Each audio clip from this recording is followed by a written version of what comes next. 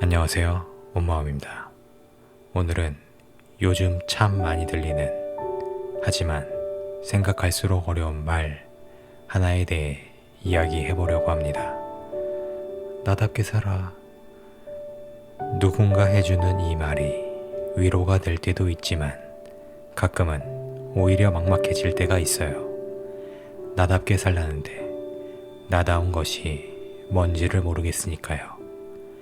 내가 진짜 원하는 것이 뭔지, 지금 하고 있는 것이 정말 나의 선택인지 문득 헷갈리는 순간이 있으신가요? 오늘은 심리학에서 말하는 나답게 사는 것의 의미가 무엇인지, 그리고 왜 우리가 나다운 삶에서 멀어지게 되는지 천천히 이야기 나눠보겠습니다.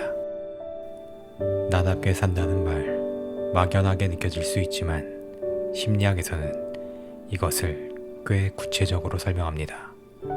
인본주의 심리학자 칼 로저스는 자기 일치감이라는 개념을 이야기했어요. 이것은 내가 느끼는 것과 내가 표현하는 것, 그리고 내가 행동하는 것이 서로 어긋나지 않는 상태를 말합니다. 쉽게 말하면 안과 밖이 같은 상태예요. 예를 들어 볼게요. 마음속으로는 쉬고 싶은데 괜찮은 척 일을 떠안는 것, 속으로는 동의하지 않는데 분위기에 맞춰 고개를 끄덕이는 것, 하고 싶은 말이 있는데 상대방의 반응이 두려워 삼켜버리는 것. 이런 순간들이 쌓이면 겉으로 보이는 나와 안에 있는 진짜 나 사이에 틈이 벌어지기 시작합니다. 로저스는 바로 이 틈이 심리적 고통의 핵심 원인이라고 보았어요. 나답게 산다는 것, 거창한 것이 아닙니다. 화려한 꿈을 이루거나 남들과 다른 특별한 삶을 사는 것이 아니에요. 내 안의 감정과 생각을 억누르지 않고 그것을 있는 그대로 인정하며 살아가는 것. 안과 밖 사이에 그 틈을 조금씩 좁혀가는 것. 그것이 심리학이 말하는 나다운 삶의 출발점입니다. 그렇다면 왜 우리는 나답게 사는 것이 이렇게 어려운 걸까요? 첫 번째는 기대에 맞추는 습관 때문입니다. 우리는 어릴 때부터 주변의 기대에 맞춰 행동하는 것을 배워요. 부모님이 원하는 모습, 선생님이 좋아하는 태도, 친구들 사이에서 환영받는 성격, 이런 기대에 맞추다 보면 어느 순간 진짜 내가 원하는 것과 남이 원하는 내 모습 사이에 구분이 흐려지게 됩니다. 그리고 남이 원하는 모습으로 사는 것을 나다운 삶이라고 착각하게 돼요. 두 번째는 솔직해지는 것이 위험하게 느껴지기 때문입니다. 진짜 내 모습을 보여줬을 때 거부당한 경험이 있다면 마음은 자동으로 방어체제를 만듭니다. 있는 그대로의 나를 꺼내는 대신 안전한 가면을 쓰는 쪽을 선택하게 돼요. 처음에는 나를 보호하기 위해 쓴 가면인데 시간이 지나면 그 가면이 너무 익숙해져서 벗는 것이 오히려 더 불안해지는 겁니다. 세 번째는 나 자신을 들여다볼 시간이 없기 때문입니다. 매일 할 일에 쫓기고 다른 사람의 감정을 살피고 맡은 역할을 수행하느라 정작 자기 자신에게 물어볼 여유가 없어요. 나는 지금 뭘 느끼고 있지? 이건 정말 내가 원하는 건가? 이런 질문을 던지지 못한 채 하루가 지나가는 거예요. 나를 모르니까 나답게 사는 것이 막막할 수밖에 없습니다. 다른 사람들의 이야기를 들려드릴게요. 한 친구는 부모님이 바라시는 안정적인 직업을 선택해서 몇 년간 일했습니다. 주변에서는 좋은 직장이라며 부러워했고 객관적으로 봐도 나쁘지 않은 조건이었어요. 그런데 시간이 갈수록 이상하게 공허했대요. 잘못된 건 아무것도 없는데 매일 아침 출근길이 무거웠고 일요일 밤이 올 때마다 설명할 수 없는 답답함이 밀려왔다고 합니다.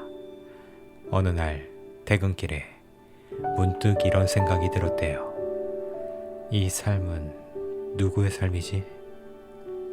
돌이켜보니 진로를 선택한 것도 직장을 고른 것도 전부 자기 마음이 아닌 주변의 기대가 기준이었던 거예요.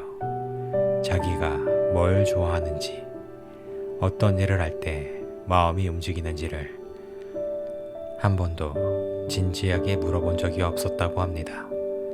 그 뒤로 그 친구는 작은 것부터 자기 자신에게 묻기 시작했어요. 주말에 뭘 하고 싶은지, 어느 순간에 살아있다고 느끼는지, 당장 큰 변화를 만든 건 아니었지만 자기 마음에 귀를 기울이기 시작한 것만으로도 일상이 조금씩 달라졌다고 해요. 또 다른 분은 사람들 앞에서 항상 밝고 유쾌한 역할을 맡아왔던 분이었어요. 모임에서 분위기를 띄우는 건 언제나 그 사람의 몫이었죠. 그런데 사실은 혼자 있을 때 조용한 것을 좋아하는 사람이었대요. 책 읽고 산책하고 아무 말 없이 시간을 보내는 것이 편한 사람인데 밖에서는 늘 반대의 모습으로 살아왔던 겁니다. 어느 순간 사람을 만나는 것 자체가 피곤해지기 시작했대요. 역할을 연기하느라 에너지가 바닥난 거예요. 그분이 달라지기 시작한 건 나 오늘은 좀 조용히 있고 싶어 라는 말 한마디를 처음 꺼냈을 때였다고 합니다. 놀랍게도 주변 사람들의 반응은 담담했어요. 자기만 두려워하고 있었던 거예요. 그렇다면 나답게 사는 삶에 조금 더 가까워지려면 어떻게 하면 좋을까요? 첫 번째, 나 자신에게 질문하는 시간을 가져보세요. 하루에 5분이면 충분합니다. 오늘 내가 진짜 하고 싶었던 건 뭐였지? 오늘 내가 삼킨 말이 있었을까? 이런 작은 질문들이 잊고 있던 내 마음을 다시 꺼내줍니다. 나를 아는 것은 거창한 자기 탐색이 아니라 이런 소소한 질문의 반복에서 시작돼요. 두 번째, 작은 것에서부터 진짜 내 취향을 따라가 보세요. 밥을 먹을 때 정말 먹고 싶은 것을 고르고 주말에 진짜 하고 싶은 것을 해보고 입고 싶은 옷을 입어보는 것. 이런 사소한 선택에서 내 목소리를 따라가는 연습이 나중에 더 큰 선택 앞에서도 내 마음을 들을 수 있는 힘을 만들어줍니다. 세 번째, 나다움이 하나의 모습일 필요는 없다는 걸 기억해 주세요. 어떤 날은 활발하고 어떤 날은 조용한 것, 어떤 상황에서는 단단하고 어떤 상황에서는 무른 것, 그것 모두가 나예요. 나다움이란 하나의 고정된 이미지가 아니라 그때그때 느끼는 감정과 생각을 억누르지 않고 자연스럽게 흘려보내는 것에 가깝습니다. 네 번째, 남의 기대와 나의 욕구를 구분하는 연습을 해보세요. 어떤 선택을 앞두고 있을 때 이것은 내가 원하는 건가? 아니면 누군가가 기대하는 건가? 라고 한 번만 물어보세요. 항상 나의 욕구를 따라가야 한다는 뜻이 아니에요. 다만 그 구분을 할 수 있는 것과 없는 것은 완전히 다릅니다. 구분할 수 있어야 비로소 선택이 됩니다. 여러분, 나답게 산다는 건 대단한 용기가 필요한 일이 아닙니다. 세상에 맞서거나 남들과 다르게 살아야 한다는 뜻도 아니에요. 그저 내 안에 있는 마음을 하나씩 알아가고 그 마음에 조금씩 솔직해지는 것, 그것만으로도 충분합니다. 오늘 밤 잠들기 전에 한번 자신에게 물어보세요. 오늘 하루 나는 나의 마음대로 산 순간이 있었을까? 만약 떠오르는 순간이 별로 없다면 내일은 아주 작은 것 하나만 내 마음을 따라가 보세요. 그 작은 선택 하나가 안과 박 사이의 틈을 조금 좁혀줄 거예요. 그리고 그 틈이 좁아질수록 여러분은 점점 더 편안해지는 자신을 발견하게 될 겁니다. 나다운 삶은 어딘가 먼 곳에 있는 것이 아닙니다.